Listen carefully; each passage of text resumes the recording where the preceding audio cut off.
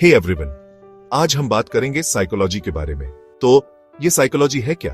ये है दिमाग और हमारे बर्ताव की पढ़ाई।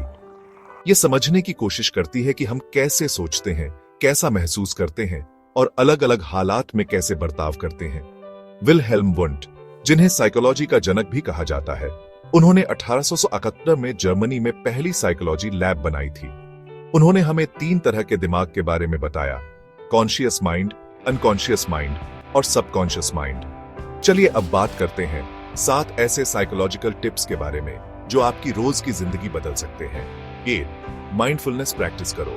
इस पल में जीना सीखो, इससे आपका स्ट्रेस कम होगा और आपका ध्यान बढ़ेगा। 2. अच्छी आदतें डालो। छोटी छोटी अच्छी आदतें आपके बर्ताव में बड़ा बदलाव ला सकती हैं। 3. नेगेटिव सोच को बदलो।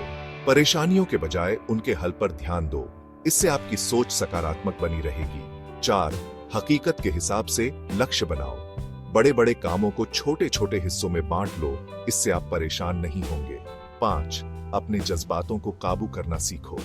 गहरी सांसें लो या अपने मन की बात लिखो, इससे आप अपने गुस्से और परेशानी को कम कर सकते हैं। 6. बॉडी लैंग्वेज समझो। जब आप किसी से बात करो तो उसके हाव भाव पर ध्यान दो। 7.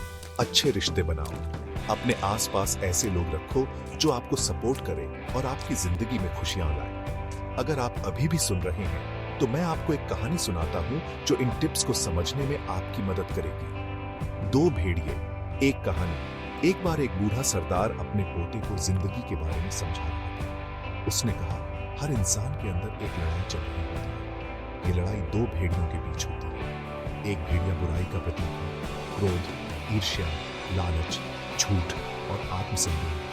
दूसरा भेड़िया अच्छाई का प्रतीक है, प्यार, दया, शांति, उम्मीद और करुणा। पोता कुछ देर सोचता रहा और फिर बोला, दादाजी, कौन सा भेड़िया जीतता है? बूढ़ा सरदार मुस्कुराया और बोला, जिसे तू खाना खिलाता है। पोता कुछ समझ नहीं पाया तो सरदार ने आगे कहा, देखो बेटा, जब भी तुम गुस्से या जलन पर ध्यान देते हो तो तुम बुरे भेड़िए को खाना खिला रहे होते हो, लेकिन जब तुम शुक्रगुजार होते हो, दया दिखाते हो और धैर्य रखते हो तो तुम अच्छे भेड़िए को मजबूत बना रहे होते हो। जिंदगी चुनाव करने का नाम है। तुम हर दिन अपने विचारों, भावनाओं और कामों से तय करते हो कि कौन सा भेड़िया ताकतवर बनेगा। ये कहानी हमें बताती है कि ध्यान केंद्रित करना और माइंडफुलनेस कितनी जरूरी है। अच्छी बातों और विचारों पर ध्यान देकर आप अपनी सोच, रिश्ते और पूरी जिंदगी को बेहतर बना सकते हैं। जरूरी है कि आप अपने अंदर की अच्छाई को बढ़ावा दें। देखने के लिए धन्यवाद और याद रखना, सही भेड़िए को खाना खिलाना आपके हाथ में है। अगली बार तक माइंडफुल रहें, पॉजिटिव रहें।